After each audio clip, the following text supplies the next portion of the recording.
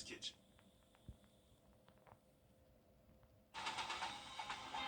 Live from Augusta, you're watching News 12, live at 5. To weather now, let's head to First Alert Chief Meteorologist Riley Hale. Riley, it feels like we're inching closer and closer to summer temperatures on a day so many of our kids got out of school for the summer. I know, just in time, Mayor, and it's definitely going to feel more summer-like. A little bit better storm chances the next few days. We'll have more on that in just about 10 minutes.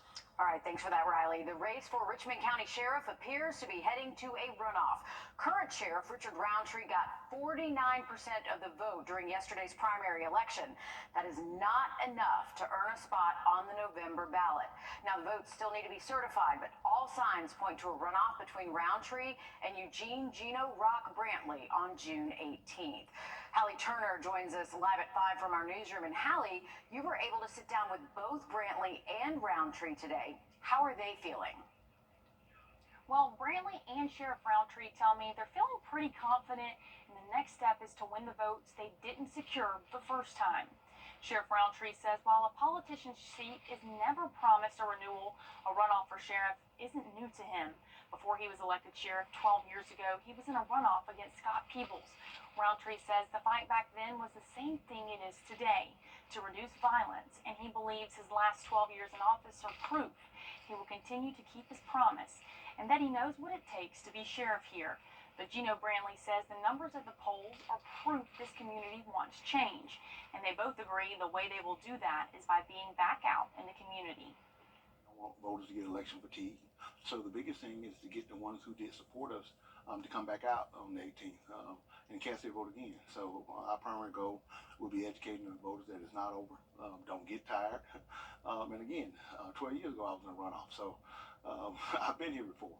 I know what it takes. It's just kind of alarming that we, haven't really curbed the violence here in our city, but people still say they want change. So we just have to get out and encourage people. If you want change, you have to be willing to fight for change. Now, coming up all new tonight on News 12 at 6 o'clock, both candidates lay out how they plan to be Richmond County's next top cop. Thanks, Hallie. And there is a third candidate in all of this, Richard Dixon, who is running as an independent. He wasn't on yesterday's ballot and is working instead to get signatures to earn a spot in the fall election. He tells us he's more than halfway there with a deadline of July 9th. And this race, not the only one where Richmond County voters made their voices heard. In a landslide vote, the mayor of Augusta will soon have a vote at all commission meetings, not just as a tiebreaker. Augusta Circuit District Attorney Jared Williams, he defeated his party challenger, Amber Brantley. Because there isn't a Republican on the ticket in November, that means his primary win means he'll win a second term. In Augusta's commission, 5 seats were up for grabs. District 1 Commissioner Jordan Johnson kept his seat, as did Commissioner Catherine Smith McKnight for District 3. D.C. Clark defeated Bobby Williams for the District 5 seat. Tina Slendak took the District 7 seat, and Francine Scott defeated former Commissioner Marion Williams in District 9. Across Georgia, voters made their voices heard during yesterday's primary, and some of those notable results include Fulton County District Attorney Fonnie Willis winning her party's nomination. She'll go up against Republican challenger Courtney Kramer on November 5th. Fighter, and in the famous words of the poet Jay-Z, I was brushing my shoulders off and said, we're going to keep going. Fulton County Superior Court Judge Scott McAfee also won his primary. Together, Judge McAfee and Fonnie Willis are set to continue their historic indictments against former President Donald Trump. Fulton County Sheriff Pat Labatt also secured his primary and runs unopposed in November. This, despite calls from within Fulton County's government for him to resign. He is in charge of the nation's most notorious jail, which is currently at the center of a Department of Justice investigation. 40 states have expanded Medicaid eligibility since it became an option about a decade ago, but South Carolina is not among them. It's never truly been under consideration in the conservative-led state, but one Republican lawmaker is looking to change that. Our State House reporter Mary Green has those details. A provision that could be included in the next state budget would form a new committee to try to figure out what changes to the healthcare market would benefit South Carolinians. If we don't do something lurching toward a single-payer system. We're lurching toward a system where people throw their hands up in the air and say, this is too darn complicated. We're going to turn everything over to the government and have them on a top-down basis manage everything. That would be a disaster. Republican Senator Tom Davis is pushing for the new committee, which would be required to submit recommendations by December 1st of this year. More than a dozen potential reforms could be on the table, including expanding eligibility for Medicaid. Davis says this committee wouldn't necessarily be for or against this expansion, but he believes discussing it is a necessary part of any conversation on improving the healthcare market. A recent study from the Kaiser Family Foundation estimates more than 100,000 uninsured South Carolinians would become eligible if the state expanded Medicaid coverage. I'm under no delusions that this means it's going to happen, but I would be so grateful if we can do a real look at all aspects of how we provide health care in South Carolina and how we can do better by people. Governor Henry McMaster has long opposed Medicaid expansion, with the spokesman saying in a statement, in part, the state's emphasis should be on reducing poverty and expanding prosperity, thereby reducing the need for Medicaid assistance. And a potential Medicaid expansion would either need to gain the governor's support or garner widespread enough backing in the Republican-dominated legislature to overcome a veto. Reporting from the State House, I'm Mary Green. Newly released video showing the terrifying moments when a school bus crashes into a home in upstate South Carolina.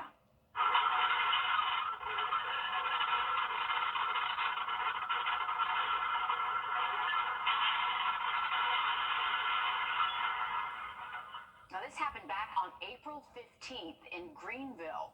Other angles of this crash show how the bus gets out of control, swerves off the road through a yard, and then slams into that mobile home you saw. That home destroyed. There were 2 students on board during the crash, and thankfully nobody was inside the home. In part of the video, you can even see the force of the crash, knocking that bus driver out of her seat. Nobody was hurt, but that bus driver was cited for driving too fast for conditions and is no longer employed with the Greenville County School District. Some scary moments there. Amazing no one was hurt. The search for a missing girl is facing a major roadblock tonight. After the break, how a suspect in Magdalena Kojikari's disappearance could soon be deported. Riley? And today was definitely the hottest day of the week, and if you've been outside and you're noticing more humidity, that's going to continue, and we're bringing back some storm chances. Full forecast just after the break. Time and Temp, brought to you by your First Alert weather team. I'm here for you. I'm Nora O'Donnell with the CSE News.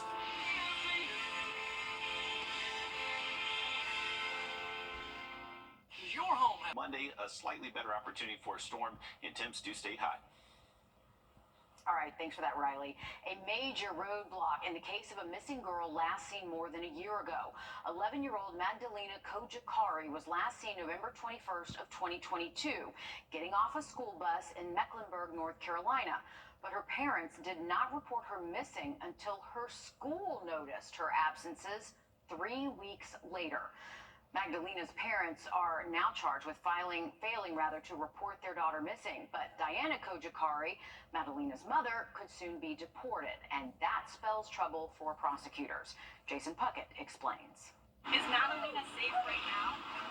Do you know where she is? I hope so. You hope you know where she is? I hope she's safe. You hope she's safe? That was the first time we've heard from the missing girl's mother since this whole ordeal began.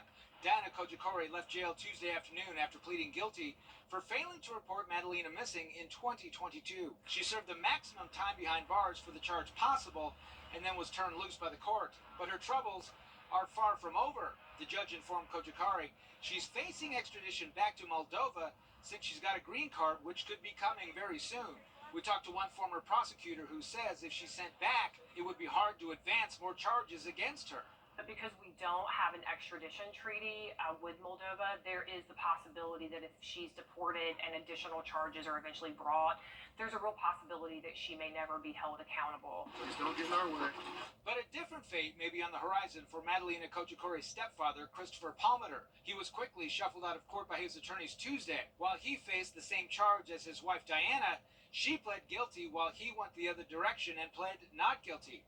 The defense asked for a motion to continue to give counsel time for a more robust defense for Palmater, a request the court denied. And it has taken a toll on all of us. Cornelius Police Chief David Buckham has been in the middle of the case since the beginning 2 years ago. He tells me the case is consuming, but their resolve to find Madalena is their top priority. You know, the search for Madalena continues, and, you know, we're not going to stop until we find her. Now, Madalena would be 13 years old now. While there are theories, there is no evidence to suggest what happened to her or even if she's still alive. Her community is still holding out hope that she could be returned safely.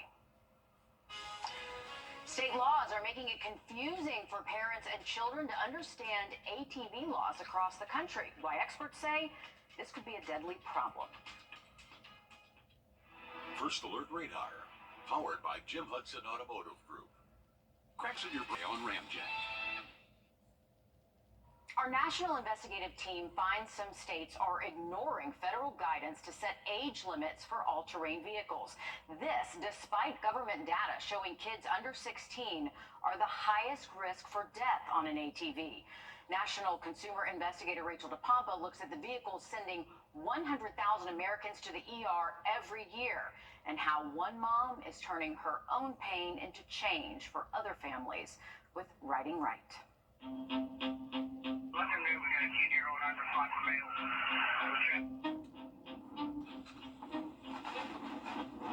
In the headlines almost daily. 5-year-old girl was killed in an accident involving an ATV. Children injured or killed on ATVs. She was sweet. We loved her so much.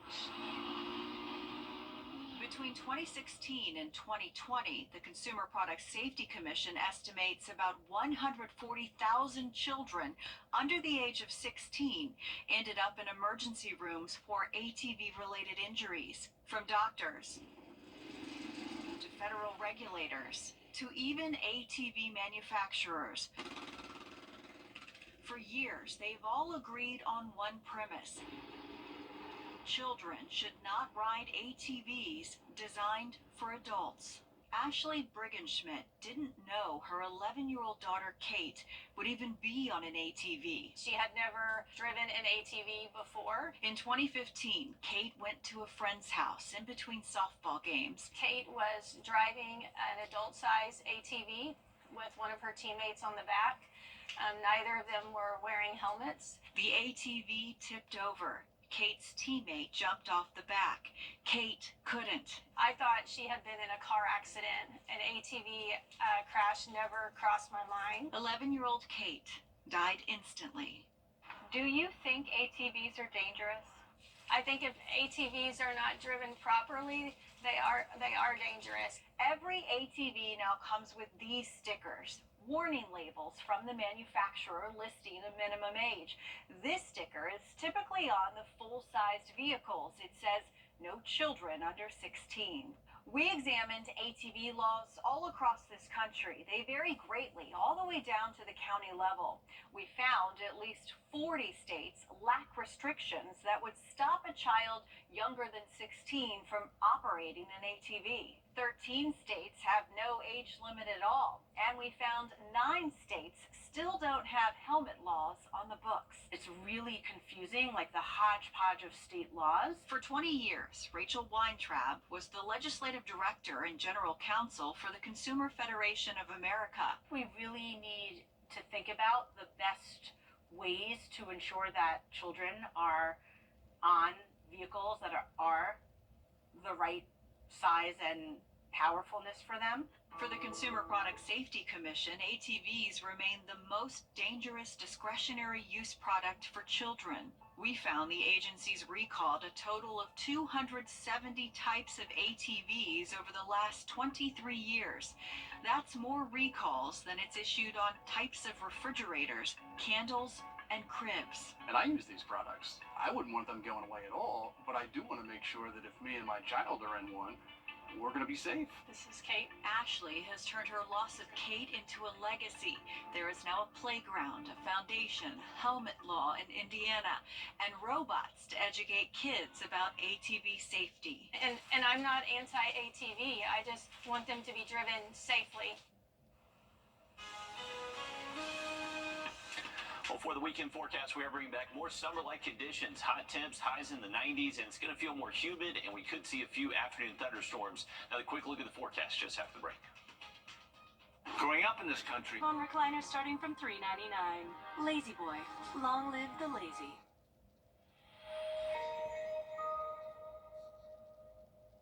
Parker's Kitchen is proud to partner with the Wounded Warrior Project to ensure that local injured veterans receive the life-changing programs and services they need. Please round up at checkout and we'll match your donation. You're watching News 12 live at 5. Continues. Richmond County voters certainly made their voices heard during Georgia's primary, and things are going to look a bit different for Augusta-Richmond County's commission going forward. Our Sydney Hood breaks down the new and familiar faces. We won't see any changes anytime soon, but come January, there will be 2 new faces at commission. Tina Slindak will take District 7, currently held by Sean Frantum, and Don Clark will take District 5, beating the incumbent Bobby Williams. Both Clark and Slindak say they have new ideas and changes they want to bring to the table. One of the things that's real important to me was the Parks and Rec Department. I think there's been a total mismanagement of that department, and so I would like to kind of get into that a little bit. Walking the neighborhoods, talking to the neighbors and constituents, hearing their concerns and seeing it firsthand really opens up your perspective of, we got a lot of work to do. And coming up all new tonight on News 12 at 6 o'clock, we're breaking down what these changes mean for you and your future. All right, thank you, Sydney. It's not just Richmond County voters who showed up to the polls. Several notable elections across our area ended in an upset. Now, this includes the race for Lincoln County Sheriff, where Grover Smith edged out Paul Revere and Charles Wallace for the nomination. Smith will run unopposed in November. In Wilkes County, Dietrich Jones beat Mark Moore for the nomination. Jones will face off against Darrell Powers in November. For a full breakdown of election results, you can head on over to our website, wrdw.com, or our WRDW app. Switching gears to weather now, and we're joined by First Alert Chief Meteorologist Riley Hale. Riley, definitely warming up out there as we move into the summer season. Absolutely, Mayor. It has officially been one of the warmest days we have seen so far for 2024. We have yet to hit 90, believe it or not, at Blissman. All right, thanks for that, Riley. The Richmond County coroner says a missing woman has been found dead. 43-year-old Quanda Ball was reported missing back on the 16th. She was found dead inside a vehicle at Pendleton King Park yesterday. The coroner's office calling her death suspicious. Now, that same park is where a murder-suicide suspect, was found yesterday, just a few hours earlier. 3 local schools all dealing with students caught with weapons. Today, Grovetown High School says 2 students were caught using toy guns. Those toys were found in the students' backpacks before the school day started. The school district says these students have been criminally charged. And just yesterday, administrators at Glen Hills High School found a student with a weapon at the start of the school day. Meanwhile, at McBean Elementary School, a student brought a kitchen knife to class and showed it to other students before a teacher confiscated it. Now, all of these incidents are being investigated. School is wrapping up across our area. However, that means there will be some traffic detours as graduation ceremonies get underway. This evening, watch out for increased traffic around the James Brown Arena at 6 o'clock. That is Butler High School's graduation ceremonies. There will also be more traffic around the Evanstown Center Park tonight. That's Greenbrier High School's graduation ceremonies at 6:30. We're working to learn more about the condition of a construction worker after they were airlifted to Augusta University. Grovetown authorities say this happened yesterday inside the Deer Hollow subdivision. They say a worker became trapped in a concrete curb machine. A team of surgeons from Wellstar MCG Health were also called to assist in the rescue of that worker. Don't forget, tomorrow is the last public meeting talking about a 1% sales tax for Aiken County schools. That tax helps to fund reconstruction projects for the district that will be up for renewal in November. It's at South Aiken High School at 6 o'clock. We have a more in-depth breakdown of this tax on our website, wrdw.com. Georgia doctors fighting for more resources and funding for a test that could make a big difference for pregnant mothers. Our Georgia State House reporter Abby Kasoris has more on this big breakthrough. The state putting more than $250,000 in the budget for biomarker testing, and it includes a federal match. Biomarker testing is a relatively new tool fighting one of the leading causes of death for pregnant women. Preeclampsia is a potentially deadly condition categorized by high blood pressure. Dr. Champa Woodham, director of the Regional Prenatal Center at Wellstars Medical College of Georgia, says high-risk patients are getting referred to them after receiving a blood test. Based on the levels of the biomarkers, that can help the provider really determine whether the patient, A, needs to be inpatient or outpatient, right? Do they need to stay in the hospital until their delivery, or can they go home? Preeclampsia is one of the most deadly conditions for pregnant mothers in Georgia. According to the Atlanta-based CDC, Black women are up to 5 times more likely to get preeclampsia. Dr. Woodham urges women to bring the test up to their providers because it's so new. This is actually a test that's been run in Europe for over a decade. But in the U.S., we rolled this out only a few months ago. And as a result, insurance companies haven't picked up on this quite yet. More than half of the counties in Georgia are maternal care deserts. This funding, she says, is crucial to improving maternal outcomes in our state. Lower hospitalization, hopefully over the next few years, we'll see lower rates of mortality as well as morbidity as a result of this. According to the CDC, from 2018 to 2021, Georgia had the 7th highest number of maternal deaths in the nation. In Atlanta, I'm Abby Kasoris. A new Kroger marketplace tackling the food desert by Fort Eisenhower. Today, the new store officially opened to customers on Harper Franklin Avenue. It is a $32 million investment to the area and has a gas station as well as a pharmacy. Some people were in line as early as 5:30 this morning to be first in line for the new store, so clearly a lot of excitement there. Beach umbrellas, they're meant to keep you safe from the sun, but they can turn into dangerous weapons. New standards to keep your family and others safe this summer season next. Riley? They definitely can be, especially this time of year with those summer thunderstorms, and we potentially could see some storms later into the week. We'll have that full forecast next. Time and Temp, brought to you by your First Alert weather team. So we're just going to be able to pop up a few showers and thunderstorms Friday all the way through Monday. And there is going to be a front a little bit closer Monday, and you can see that will provide just a better opportunity for rain. First at 5, you're looking out over Myrtle Beach live, courtesy of EarthCam. Lots of folks are enjoying the warming weather with a trip to the beach, but new warnings want you to be aware of a very dangerous weapon. An umbrella. Yes, there's several of them out there right now you can see on this live cam. And it's not as rare as you might think. Beach umbrellas becoming projectiles with strong winds. It's even become deadly. As Michaela Evans explains, there are new regulations you should consider before staking your umbrella in the sand.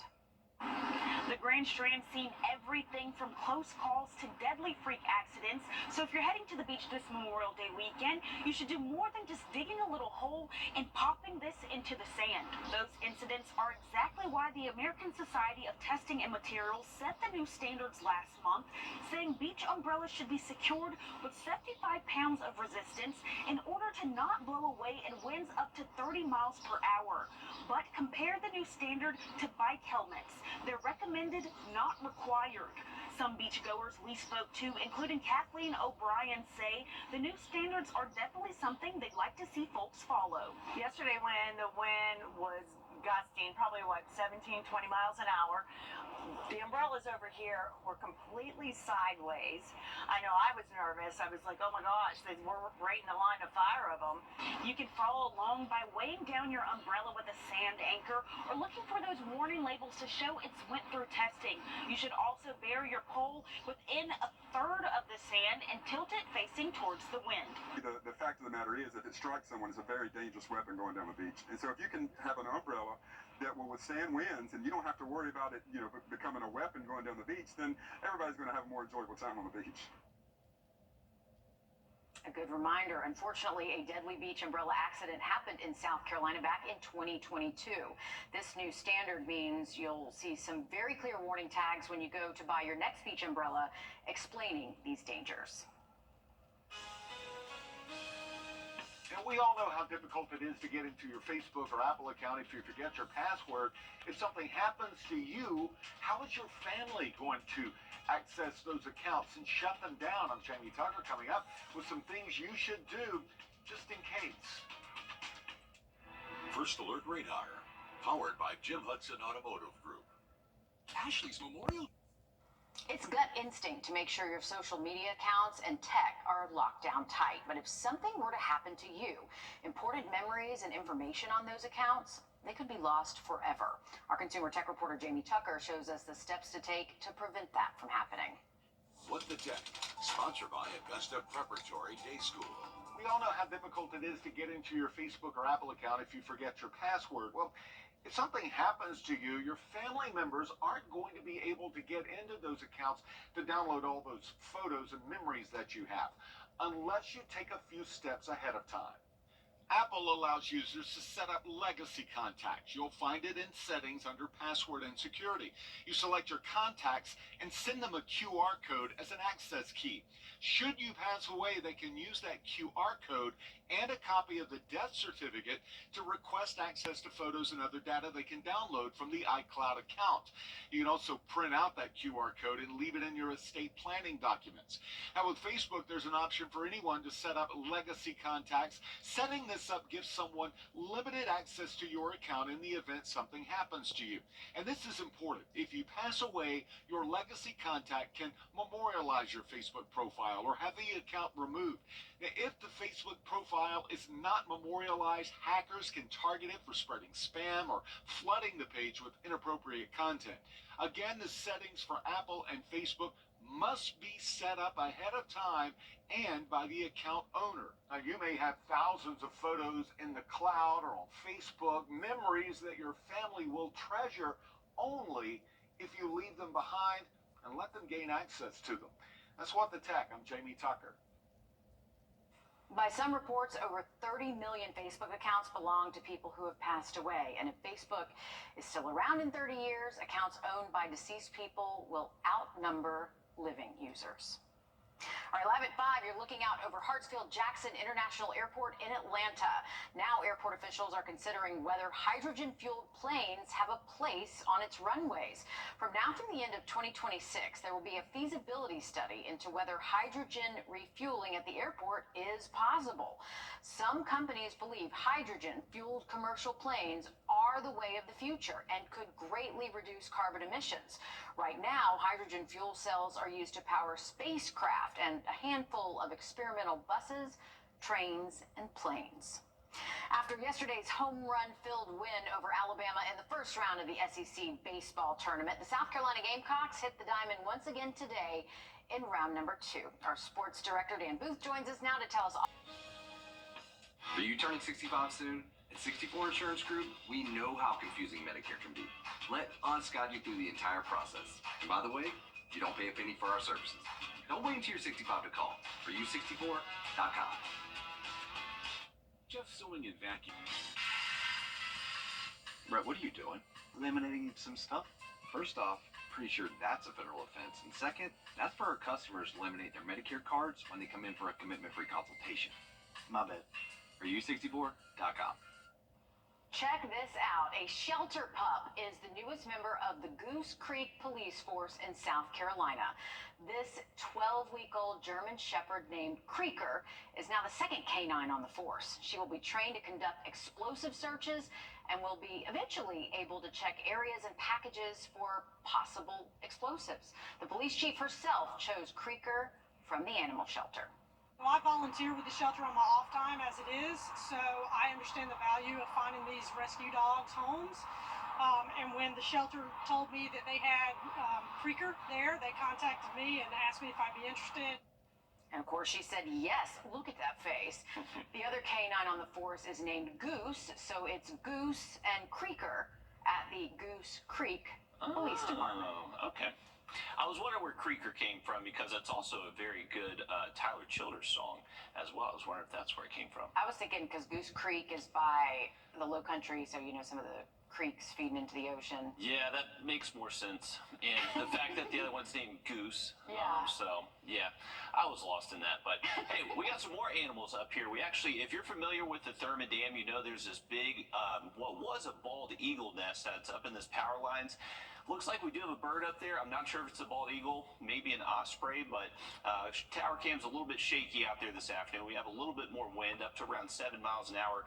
Hot day, though. One of the hottest days we have seen so far for this year, and we did get up to 88 earlier this afternoon. Not much rain in our forecast the rest of this evening or tonight, so evening plans do look dry. There is a severe thunderstorm watch highlighted in pink, though, so the storm threat is just going to continue inching closer towards us the next couple of days. At the moment, not expecting too many storms for our Thursday, outside of maybe just one spot or two. Briefly does see a pop-up shower out there tomorrow. The better storm risk does appear to be on Friday, mainly after the lunch hour. You can see there will be some hit or miss showers and storms around, and high temps over the next couple of days should be able to get up to at least 90. So this is going to be the hottest stretch we have seen so far for the year. And the unfortunate thing is humidity is also going up, so it's going to feel definitely like summer. Well, that's a good news, I guess, for the pools and all the kiddos who want to go swimming, because today was the last day of school for so many kids in our area. You know they're happy. All right, that's it for us live at 5. News 12 at 6 o'clock is coming up next.